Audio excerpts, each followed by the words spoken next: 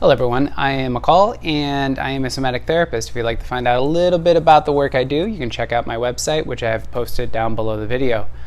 So what we're going to talk about today is Ardra Nakshatra and how Ardra Nakshatra relates to Kundalini Yoga. This is the sixth video, more or less, of the series that I'm doing on the Vedic Nakshatras as they relate to yoga.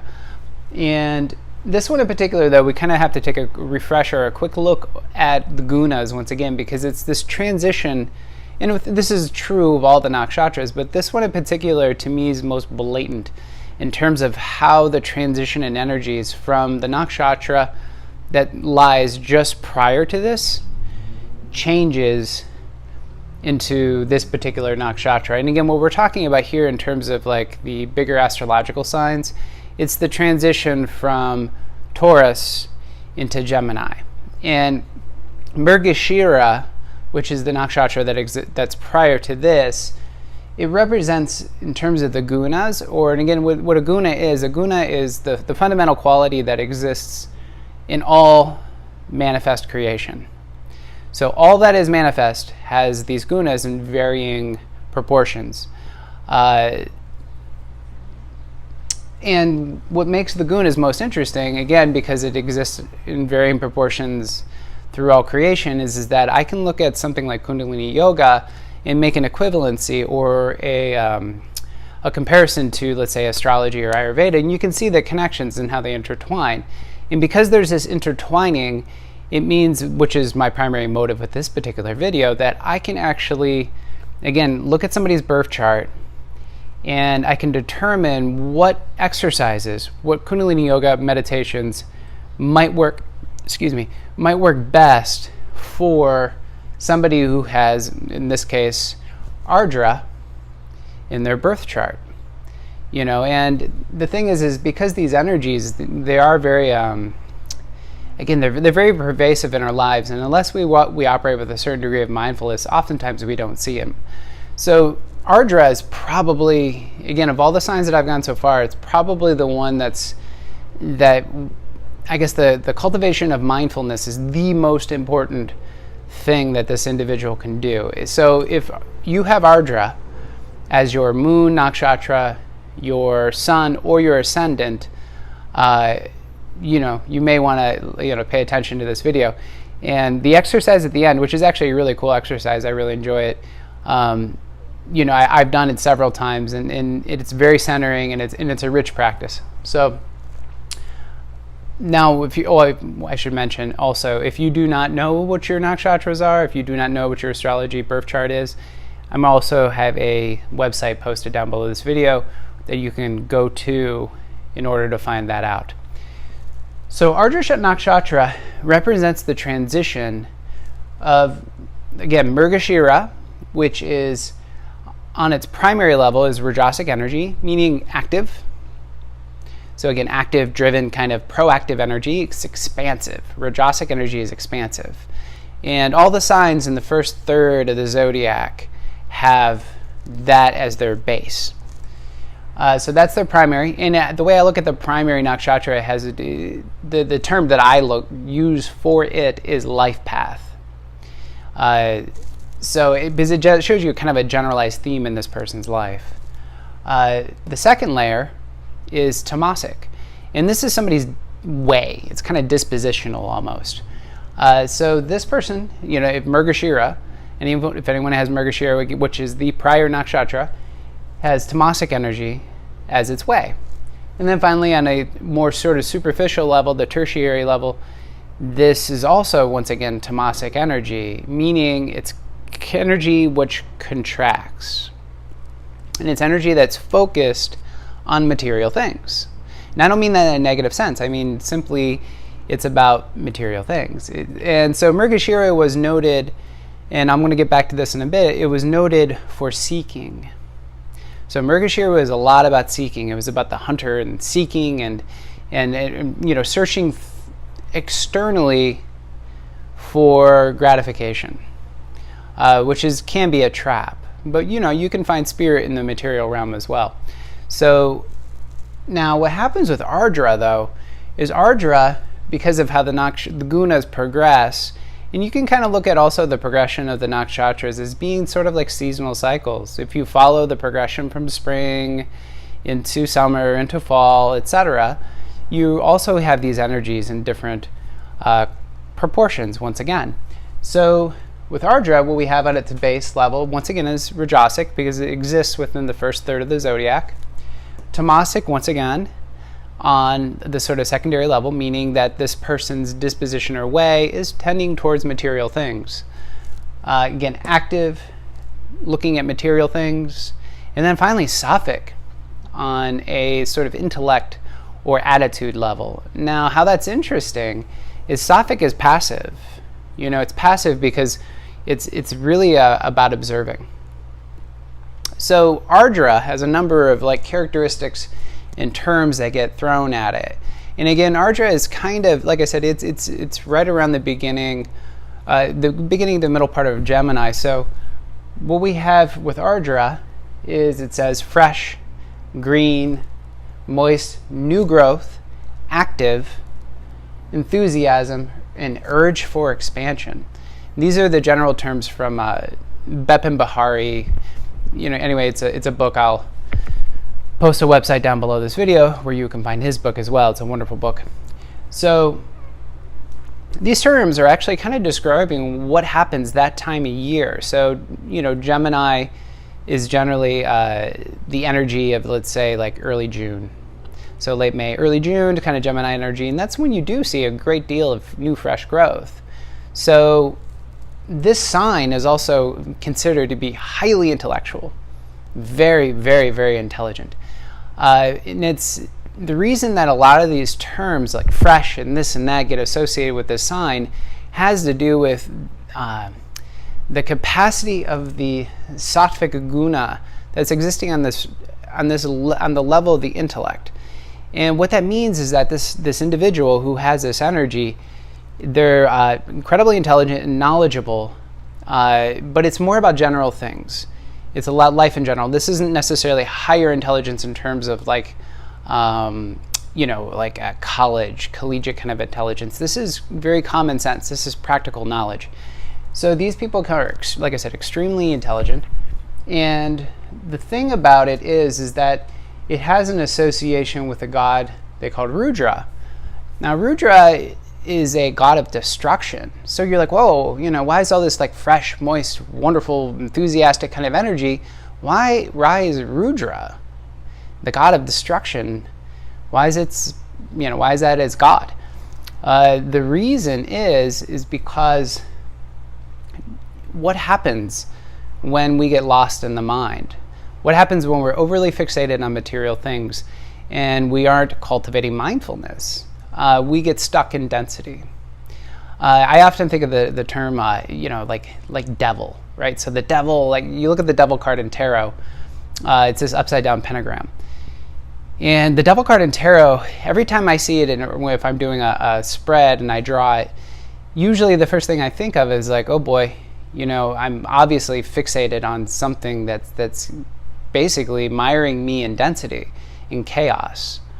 And I don't want to get into too much about the nature of reality, but this particular sign, that's one of the deviances.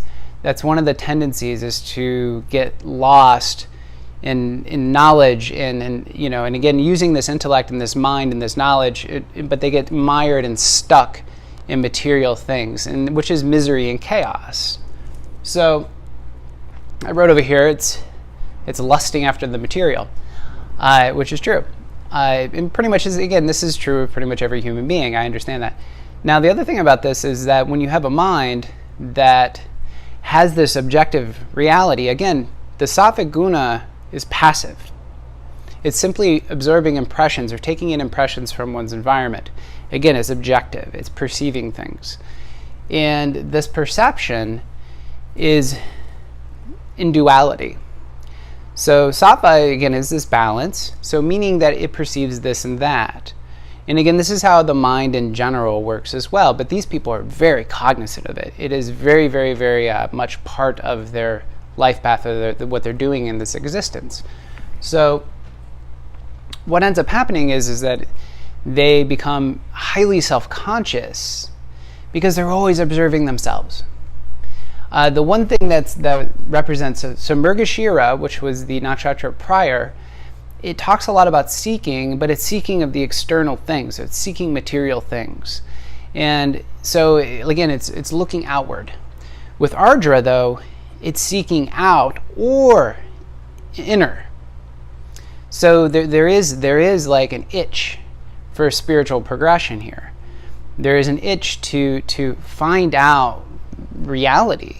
And so the gift of this particular nakshatra is the ability to directly perceive reality for what it is, which means you're in the present moment. So these people have that. If they cultivate mindfulness, if they meditate, if they do yoga, if they do qigong, whatever it is they do, if they cultivate this, they can perceive reality and the mysteries very clearly and directly. So it's quite a gift, which is why the symbol of this particular nakshatra is the human head. Again, this is the human head, and the other association they make with this, which is the jewel. It's a human head that has a jewel. The jewel is the brain. So the human head, or the jewel, which is the brain, again, it's really vital that I understand this, is that with this nakshatra, it is all about the mind. It's all about intelligence. And that's really, again, I think everyone who watches this, whether you have Ardra in your chart or not, we all can kind of like look at Ardra as being sort of kind of the case study for how mindfulness works. Because again, the path of destruction is towards material things. The path towards, I guess, this individual's salvation or enlightenment, or the ability to directly perceive reality and to break away from illusion, is through mindfulness. So the one more thing is the path. So the path of this individual is what they call kama, K-A-M-A. And what kama is, it's desire, basically. So this is a sign that's again, it has a material focus from go. And again, their disposition is the material plane. Their way is the material plane. So this is a tendency. Again, these people can create a lot of misery for themselves. So it's not exactly it's not the most comfortable nakshatra, frankly, because again, there's a lot of self-awareness here. But again, it can be really uncomfortable self-consciousness, which is different than self-awareness. So, self-awareness is that you've got this like objective center in which you can kind of perceive everything that's flying by, thoughts, feelings, sensations, etc. Where self-conscious is you're identified, or identification is probably the better word. So you're identified with that which you're perceiving. In my case, some low self-esteem thing pops up, if I'm identified with it, then a call is this, or a call is that. Because I have a meditation practice, though, some low self-esteem stuff comes up, I can kind of just perceive it, and it passes by. Because I recognize through meditation my true nature, which is consciousness itself. And that's true for everyone who's watching this video, and pretty much every human being, period. So I think that's all I want to talk about in terms of the nature of Ardra and as it relates to the Gunas. So now what I'm going to go over is how to find which exercise in Yogi Bhajan's book, The Mind, applies to Ardra. All right, so here we go. This is the book that I've been using to get the Kundalini Yoga exercises. One of my favorite books ever. It's called The Mind. And it's got a lot of good yoga philosophy in it, etc., etc. But the part of this book that most gets me, again, is because Yogi Bhajan gave you practical things to do. He was very much a disciplinarian. And that's the reality of things. Nothing changes unless you do something. So this particular book is chock full of great exercises and practices. And how you determine which practices are right for you. And again, I like everything to be customized and personal. So that's why I use astrology in order to determine what practices I'm going to use. So the practices are chosen based on or this is how I chose the practices anyway. There's something right here. So he calls it the 27 projections, which functions on the level of water. And what we're looking at here is this is how the elements, ether, air, fire, water, and then earth, these are how the elements condense.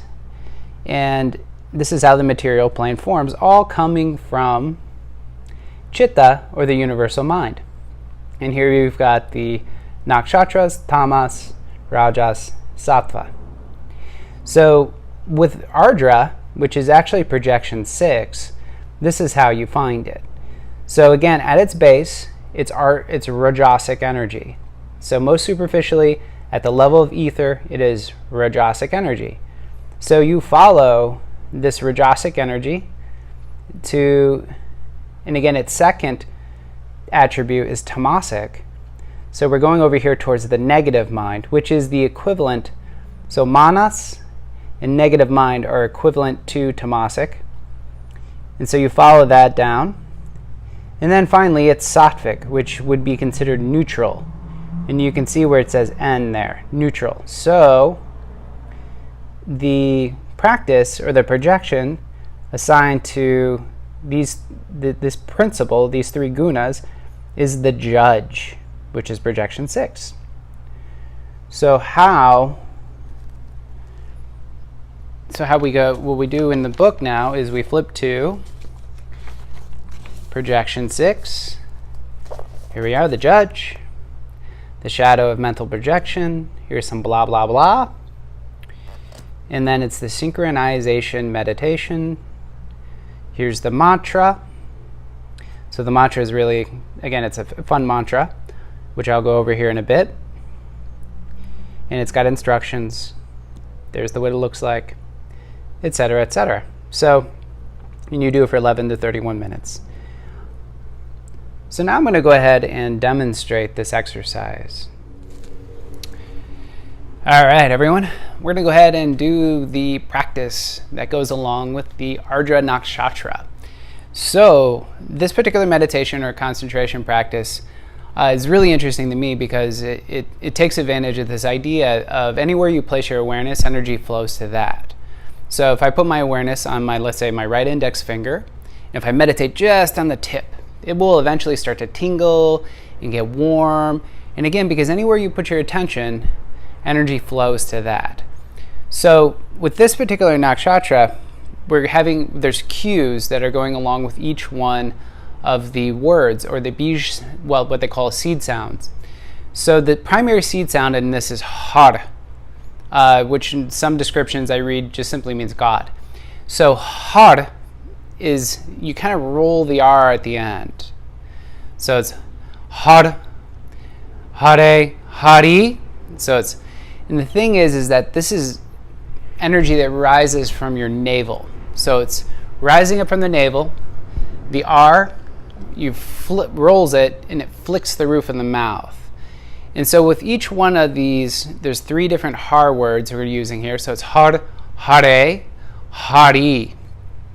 You're going to be pulling in your navel point. And the navel point is about 2 fingers to 3 fingers below the actual navel. So I just generally think about it as like the belt line. So you're pulling that in gradually. So it's har, hare, hari. And then your belt line is pretty much pulled all the way in. So the second part of the mantra is Waheguru. So it's after you do the har, hare, hari, pulling in the belt line, then you move your awareness up to like the belly. So the solar plexus, the navel area, and that's Wa. Then you move your awareness to your heart, He. And then finally the lips, pursed lips, Guru. So it's har, hare, hari, Waheguru. Har, hare, hari, Waheguru. You get the theme? So the hands, the mudra, that is palms up and in Gyan mudra. So that's index finger and thumb touching. So elbows at the sides, at your ribs, palms up, fingers in Gyan mudra. Now the eyes, I believe, Is there a description? Yes. They want us to look at the tip of the nose. So how I do this anyway is I always work a progression to get to the tip of the nose. But sometimes I notice when I look at the tip of my nose, there's like an eye strain. Usually it's on the right side for me. And it just feels like my eyes don't want to rest there. So how I deal with this is I do this progression, which is you exhale all the air out first. You look up and to the left. And then you inhale, full deep breath. Then you roll your eyes while retaining the breath to the right and up. So you're looking to the right and up. Again, breath retained.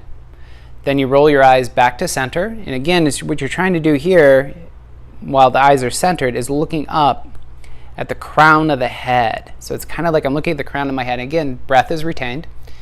And then you exhale.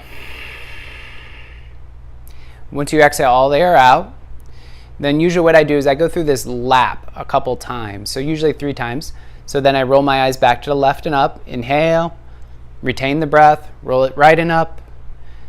Roll the eyes directly up, again retaining breath. Exhale all the air out. And then finally, after the 3rd or 4th or however many repetitions of this pattern you need to do or want to do, then you roll the eyes down with the air retained out to the tip of the nose. So I'm going to go ahead and do the mantra, and I'll spin through it a couple times just so you can kind of get a feel for the rhythm. And then hopefully you'll continue for the next 11 to 31 minutes. So again, I always do this on a full breath. So it's inhale, and it's Har Hare Hari Vaheguru. Har Hare Hari Vaheguru. Har Hare Hari Vaheguru. Har Hare Hari Vaheguru. I think you got a good feel for it. I think. So that's the exercise. So again, you do this for like 11 to 31 minutes, and I do highly recommend that. Again, if Ardra is a strong placement in your chart, for me it rules my Mars, and I won't go into details how that translates, but it's a noticeable factor in my life.